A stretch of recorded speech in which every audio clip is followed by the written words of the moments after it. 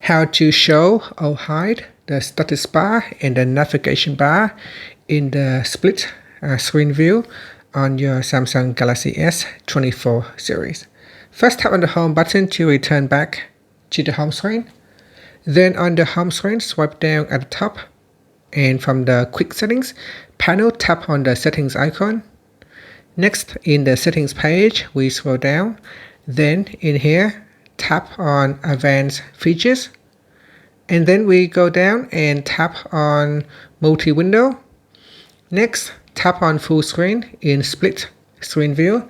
Tap on the toggle button to switch it off, and this will show the status bar and the navigation bar when you are in split screen mode. So here you can see, if I go into split screen mode, at the moment it shows the navigation bar at the bottom and the status bar at the top.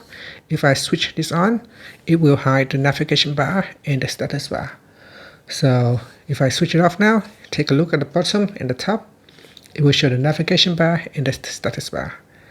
And that's it. Finally, you can tap on the home button to go back to the home screen. Thank you for watching this video. Please like and subscribe to my channel for more videos.